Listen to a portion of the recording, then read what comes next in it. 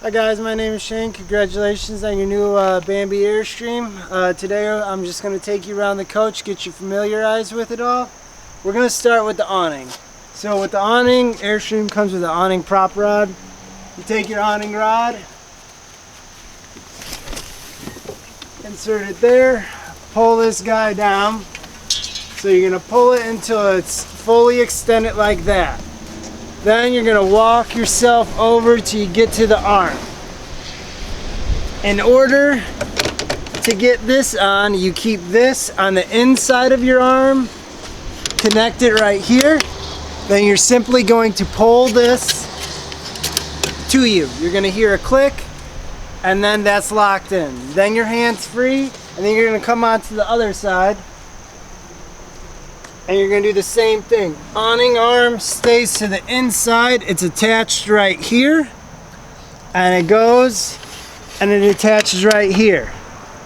Now in order to lock it into place, you hear that click, that's locked into place. From here, we can fully extend it by pulling this tab.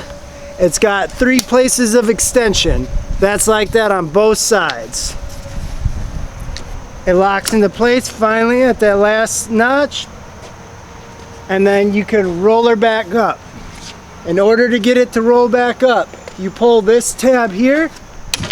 This tab unlocks the arm. Again, remember this arm stays on the inside of your awning arm and attaches right here.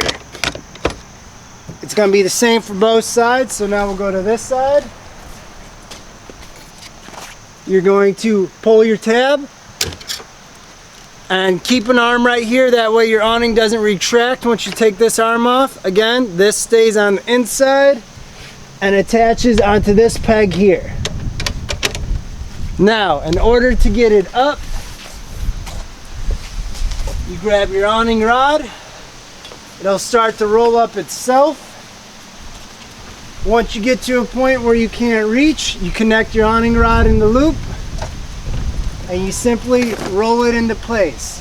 Now when it comes to your latches, what I prefer to do is get a stool, but you can use this by locking it into place like that, both sides. Front of your coach, you have 2 Lifeline AGM batteries. I got the cover off for you. You got your 2 propane tanks. Right here you have a solar satellite port, and right here you have your pin to pull out. You just simply pull that pin up, that cotter pin, pull that pin out, and your spare tire will drop down. Right here, this is your front solar guard window. You take these 2 rubber plungers, pull them out. You can lift this up, and then you're able to open up your window from the inside. Now right here on each corner of your Airstream, you have solar shades also. In order to take these off, these 2 screws right here are 1/4 turn screws, and the back side of this is on a straight hinge. So therefore, when you 1/4 turn those screws, you just want to lift this window straight up. If you let the window hinge, you're going to get a big crease right here, and that's what we do not want. You only need to take these off if you want to clean the debris behind these windows. Both sides are exactly the same. Right here you just have your manual crank for your tongue jack, and then right over in here you have a gas port quick connect. Airstream provides you with a quick connect hose. That way you can use a camping graded grill that runs the propane straight off your unit. And then right here, we'll come to here. You have your fresh tank fill. You have your tire pressure tags, your GVWR weight rating tags.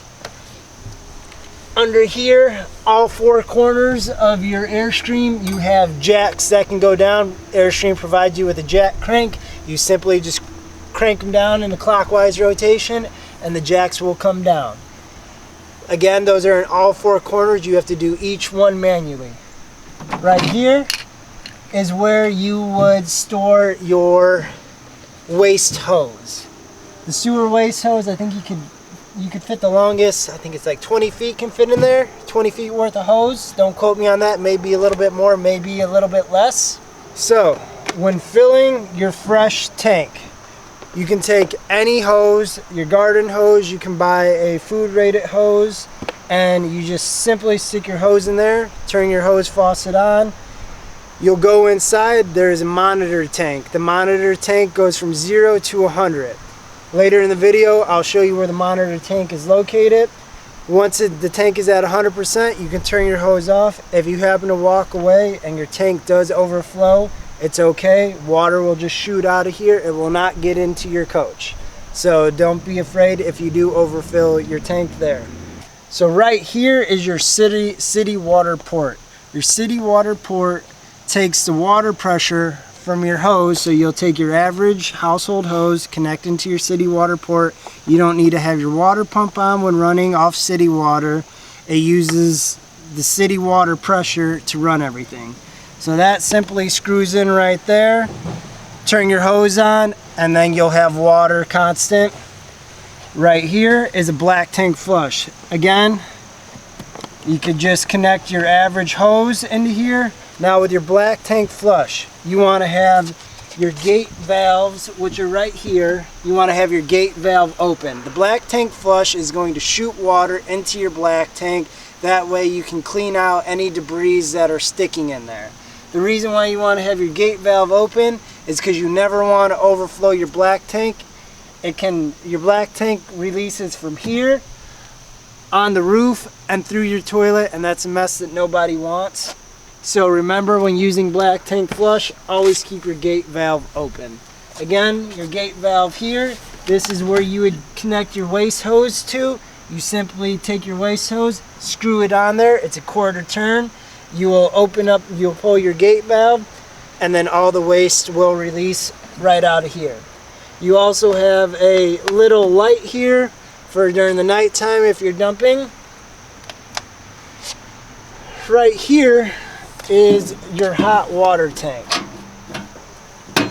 Now your hot water tank plug is already in. If you aren't winterizing it yourself, there's no need to be in here. This is where the propane will light and ignite for your propane tank to heat up. Also, it runs off electric too, and that is the board for electric. So this is basically for maintenance only. Right here is a furnace exhaust, so I would not set anything up in this general area, because when both are running, they are blowing out hot air and you don't want to ruin anything, melt anything. Carrying on from there, this is where your 30 amp hookup is. So your 30 amp hookup is a simple, you see the pegs there, follow the pegs, plug her in, and twist it on, and now you'll have power running into your unit when it's plugged into your landline. Also, right here is for cable TV hookup. If you go to a campsite that has its own cable, this is where you would run your cable line into off your campsite. So right here is your rear storage. Airstream sets you up with some storage bins right here. These latches here, you turn them, click them in, that is closed. That is closed. In order to open them, flip them, and this will open. Again, to close them, flip them down, latch them in, and there you go. And then you take your key that's provided for you and you lock that. Right here is your backup camera. Airstream provides every customer with a backup camera. It's already installed. We just have to pair it on day of pickup. This will run off your vehicle power. So in order to power this, you have to have your 7-way plugged in with your lights on, not on auto, but actually on. And that is how you'll send power to this camera. Airstream entry doors are all hand bent. So in order to make the perfect seal when opening and closing this door, well, when closing this door, you want to put a palm on your door and slam it. when you slam your door, you make a perfect seal all the way around, and that is what you want. So when closing your Airstream door, you don't want to turn the handle any which way or else it will not make its latch connection. So when closing your door, I always put 2 fingers on the handle, pull it straight to me. Now you got your perfect seal. You won't have to worry about any water leaking through. So right here, this is going to be your entertainment area. Right here you have your radio and your USB port for plugging in. This is the USB port you would use to run your iPod, your phone. It connects right to your radio. Right here, this table breaks down into a bed. So you would take your cushions off. You take right here on this leg, you press that button down. This leg will lock up. You bend this up and these tabs come out of the wall. And then you would slide this into place. This, with the cushions off, fits snug against your wall, and then you lay your cushions down and you have a bed. In order to get it up, you have to get those metal tabs into there. Press that button down again. This leg will extend and you have a table. Right here is your battery disconnect switch. When you are leaving your coach, you want to turn it off. When you want to use it, you leave it on. If you want your batteries to stay charged while you're driving, you leave your battery disconnect in the on position with your 7-way plugged in. That'll send a trickle charge down to your coach batteries, therefore charging your batteries. Also, if it's on and it's plugged into your shore power, you will be also charging your batteries too while plugged into shore power. Right here, your Airstream fridge is run purely off electric, no gas. You have your knob inside here where you could set your cold settings. Right here you have your microwave, just like your regular household microwave. So right here you have your 2-burner stovetop. In order to light this, your propane tanks have to be turned on outside. You turn this over to light, hit your ignition switch. Same thing on this one. Hit your ignition, turn it to the flame, your stove is lit. Turn those to the off position to turn that off. Right here you have your common household sink, works same way. If we are plugged into city water, again, you do not need to use your water pump switch. If we are taking water directly out of our fresh tank, right here our fresh tank is reading 55% full. So we turn our pump on and we got running water. Now with that pump, again, that is taking water directly out of your fresh tank. That number reads from 0 to 100. Right now it is 55% full. Your black tank is 13% full from the water we have run through it. Your black and your gray tank all share one tank, and they all empty through the same outside port. Right here is your water heater. When you click this switch on, your water heater will fire up outside. If there is a fault with your water heater lighting up, right here, perfect example, because it's a windy day right now, there's a fault with your water heater lighting up, so therefore this light will kick on. Now that our water heater, you probably couldn't hear it on the video, our water heater just kicked on, our light goes off, but again, if there's an issue with your water heater firing up, this red light will light up. So right over this panel where your pump is located, you have your solar power voltage. So this just goes over how much life you have, how much energy you have created from your solar panels. So you're at 100% right now. Our batteries are fully charged, so we're reading at 100%. Plus the coach has been sitting outside for the past couple weeks collecting all the solar power. With this panel, by holding this button, you can jump to all your different settings. Solar voltage, battery voltage, solar charge amps, solar amp hours, and charging status. Again, press and hold the button for a second and then release, and that's how you scroll through that. Right here is your fantastic fan. It's a manual crank, So you manually crank this up, and here's your fan setting. For some reason, if your fan stops working, you have a 1 amp glass fuse. You just screw this out and you have a fuse that sits inside there in a fuse holder, and you'll be able to tell if that fuse is blown. Turn it off, you turn the setting to 0, and you crank it down.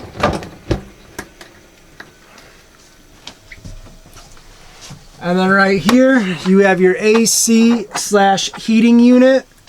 You have your different settings here for your heat pump and your fan settings.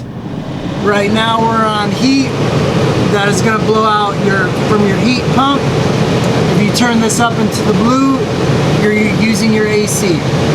In order to turn this off, you use this arrow here, turn it to the black circle, and your AC unit will shut off.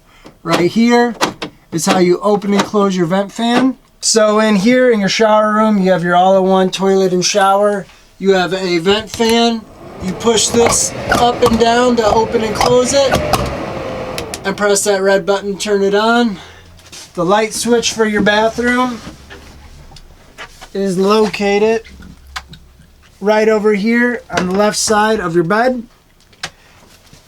Your bathroom works just like your common household bathroom, minus the fact to flush your toilet, you press down on that pedal. Your shower unit, you have hot and cold, so when your hot water tank is on, you'll have hot water and you'll have use of turning your hot and cold knobs. Right here, you have a line so you can hang laundry if you're out camping. This connects into a port over in here, and this winds right back up, and you can lock it into place by simply turning it. This is for your actual furnace to turn on. The AC unit has a heat pump and your AC. This is for your actual furnace. So in order to kick that on, you hit that switch over. Your heat will come out of vents from the floor. So right over here, this is where your main heat source will come out from your furnace. It uses your LP system to create the flame and then run your heat through. Again, this is your light switch here for your bathroom, and this is your light switch for over your bed area. To the right here, you have your TV. Your TV is on a swivel. By pulling this strap, you release it off the swivel and you can rotate your TV however you would like. Over here, you have a green light showing. That green light is saying we have satellite signal. If I press that button in and turn that off, you will get no signal from your satellite. Now, in order to open up this front window, you simply turn those. It can be a two-man operation, but you lift up on both those tabs and they lock into place. They have 3 different settings on how much you want to open up that window. In order to close it, you simply pull up on those tabs, lock this into place. Now with these style windows, the windows tend to stick to the seals. If that ever happens, you just take a credit card from the outside and you can break the seal between the window and the seal, and you take some household WD-40, rub it on your rubber seal, and you'll be good to go. Well, that concludes our walkthrough today. Thank you for tuning in, and congratulations on your new purchase. If you have any questions, feel free to call us or stop into any 3 of our locations. Have a great day and enjoy.